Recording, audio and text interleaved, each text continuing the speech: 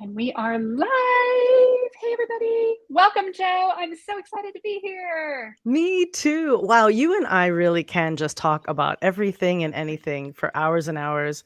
So thank you for inviting me to come and I'm talk about a few things excited. I'm very specifically passionate about.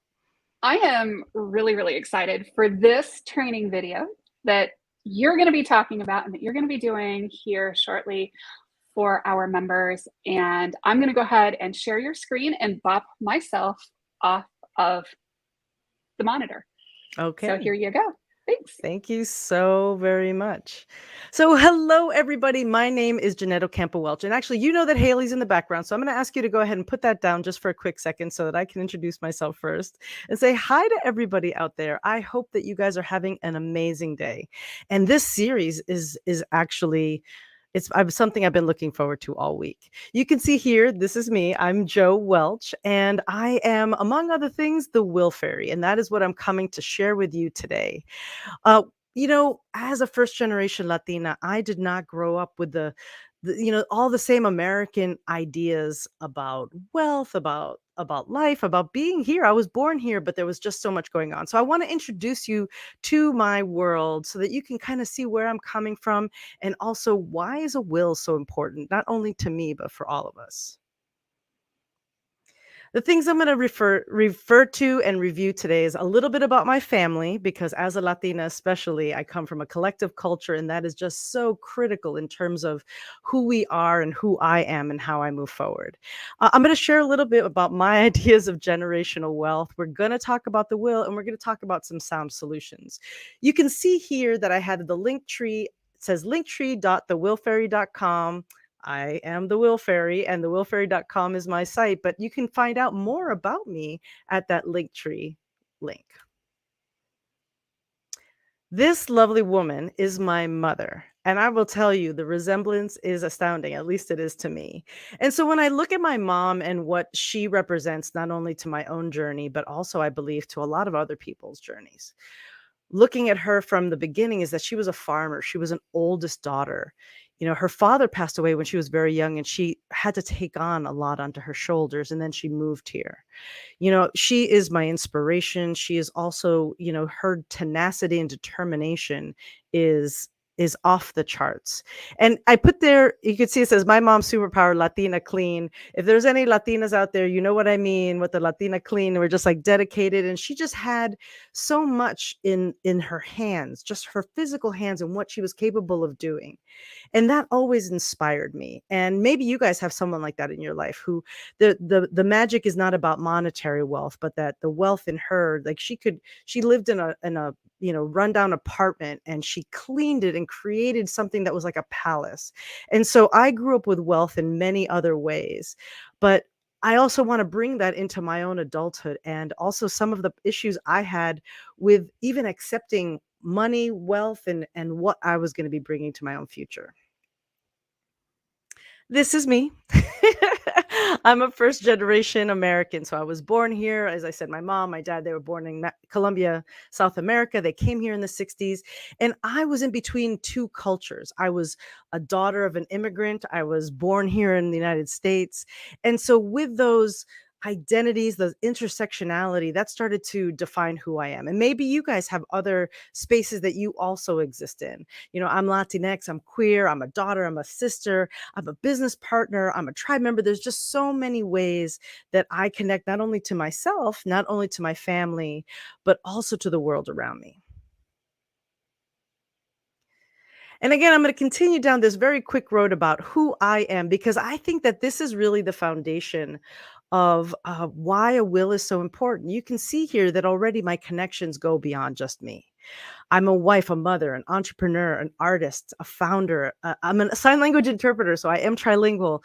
Here you see the images. That's my family. These are the people that I love and care about. I have a kid who's going off to college and being amazing. And so we all come from this space. We are all building our futures. Some of us come where we have been multi generations in maybe the same place or the same area. For me, and especially through that first generational lens, I look at the fact that my parents fundamentally took a branch off that tree and they released a lot of those things that we would define as wealth: childcare, healthcare, being able to have people around you who know you and love you and can support you in many ways. And so for my own personal journey, my parents started from scratch. My dad was a teacher, an educator in Colombia, and then came here and was a dishwasher and a busboy. And they had to restart their life in a different way. So I'm actually going to ask Haley to go ahead and just put this down for one quick second. We'll come back to this foundation. So Haley, are you there? Are you able to? Oh, I guess maybe I could just stop sharing the screen for a moment. That probably works as well. Let's see here. I am here. Hi. Oh, Hi. excellent. Hey there. So I just wanted you to turn that out, but I realized I had more control. So I'm doing well. I'm going to continue down this path. Thank you so much. So, as I was describing my history, my family, being a first generation American, those things really influenced me in that I didn't grow up with the ideas of what wealth was, what wealth meant, my own money mindset, which is words we use in business context, right? How I thought about money was often negative. And I know that I'm not alone. And I know that it's not just solely reserved for communities of color or people who come from other countries or there's no one group that this is limited to, except that unless you are in a place of a lot of wealth and a lot of flow in that way, it's possible that you may not look at it in the same way. And so I became afraid of money. I was fearful. I was angry. I had a lot of emotions. And so if you're out there listening to me and you're having those emotions, what are they for you? Where does that land in you? And then especially as I'm looking out into a world of so many, especially women entrepreneurs, Latina entrepreneurs, all this entrepreneurship that we're doing, how is that manifesting in our business? And so, I think about that experience, not being sure, not feeling like I had value. I am a recent author. I have a chapter in a book called Boss Latinas, the anthology. And I do go into more detail about this. And certainly I'll be adding that to my link if I haven't already by this point in the link tree. But the story for me, as well as the other 31 authors, is about those early times where the things that we believed about ourselves and our circumstance then carried on to our adulthood and started to and continued to make these decisions for us and how we were going to manifest our future. So as an entrepreneur, I ask you, okay, great. Are you looking at your business? You're thinking about maybe if you're going to do a brick and mortar, like you're going to have a store, you're going to do it out of your house. How much does it cost? You're thinking of all of these brass tacks. But often when I ask this question, people are not thinking about this in terms of making a business decision. And I want to extend that if you're running your home, if you are a caretaker of your family, this counts as your business as well. So I'm going to ask the question, do you have a will? Do you have a current and updated will? And so if you are listening to this on whatever platform in whichever way, please put a yes or a no. Do you have a will? Now, if you have a pile of papers that is sitting on your desk that has been through the ideas of a will, but not yet terminated, it hasn't come to that final place, then you do not have a will. If you have thought about it and put it off, you do not have a will. If your parents have a will and you don't have a will, you do not have a will. And so, I know that for a lot of people that I've spoken to, there's so many reasons why this comes up for us. We look at it through the lens of, well, going to the wealth part, like maybe we're afraid we can't afford it, that if we talk to somebody, it's going to cost us too much money. Perhaps the other is that we don't even know where to start. How do we even know what we would put there? How many of you think that it only belongs for people who are old or sick or complicated in their world, like stuff is happening around them? It's not just for them. It's for you as well. So we're just going to go back here to my wonderful slides because these are the things that are coming up for us, and not just you and not just your friends, but also if you ask your parents what is going up on for them, in terms of getting their wills done? Are you in a generation where your parents are starting to age and you are also aging? And as a result, everybody needs their will done.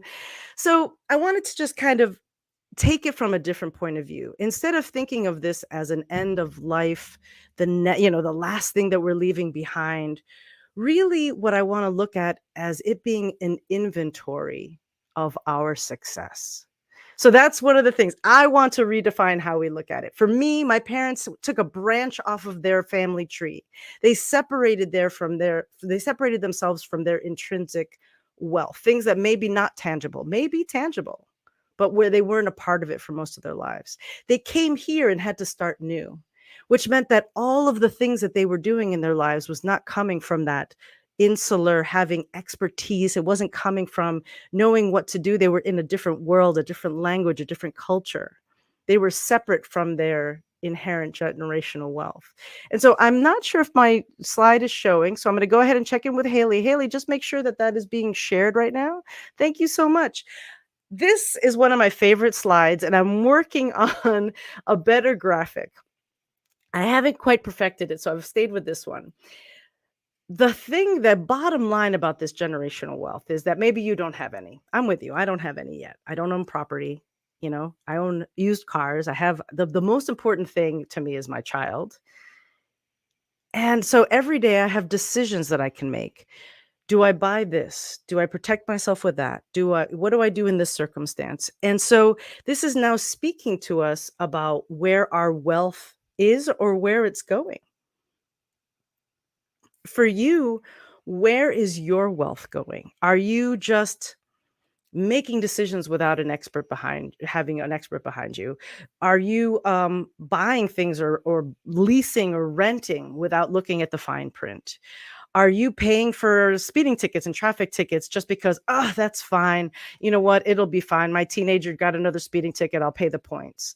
And not really thinking about the impact of where all of that's going to go. And the reason I bring this up in the conversation for the will is because we are leaning towards trusting an expert, having somebody inform us and advise us. We still make the decisions about what we want to do to build that wealth. For me, with that branch off the tree, we're starting it. I'm the first generation who is actually going to have wealth to share my parents are the first generations here because we started brand new. Where is that wealth going? If you don't have a will, then it's going to go into the system. It's going to leave your family, and you may not think of it in terms of like, oh, well, we can make this work. If you're not here, you are the point person. It all begins with you. Actually, it begins with you, and that's where the will comes in. One, we have to see that these are just not small decisions that we're moving along with, but in fact, that we are the thing of value. So when you think to yourself, well, do I have a will? It can't be that you don't have property, that you don't have stuff and things.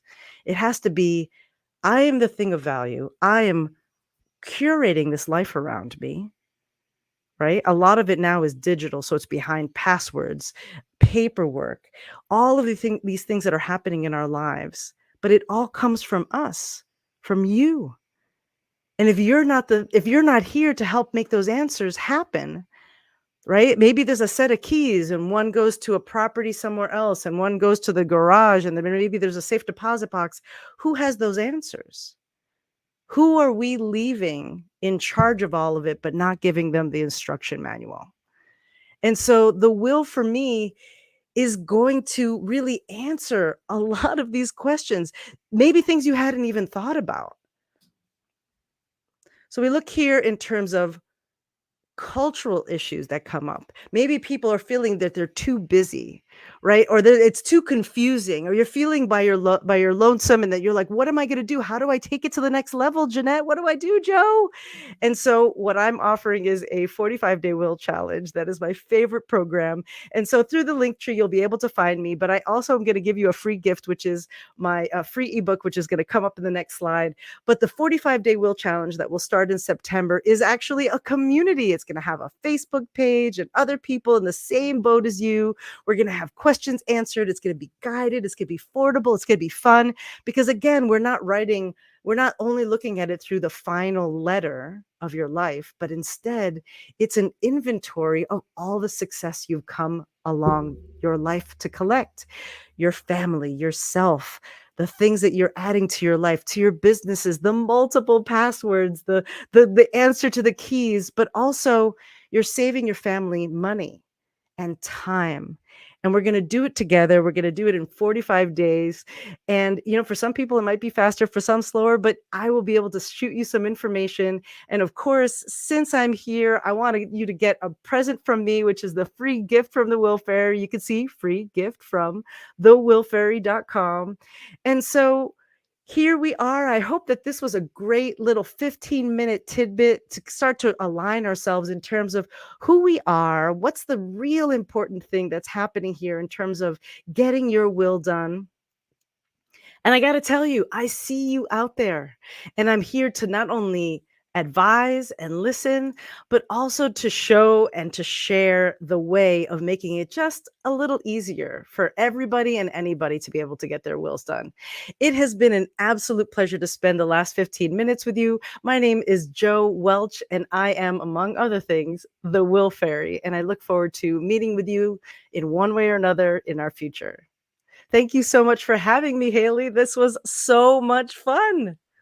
Thank you so much for joining us today and doing this topic and this training and this presentation, because everybody needs a will, whether they think they do or not, because if you don't have a will, the state decides what happens to your stuff when you die, which may not be what you intended. Take care, y'all. Have a blessed afternoon. We will talk soon. Bye-bye.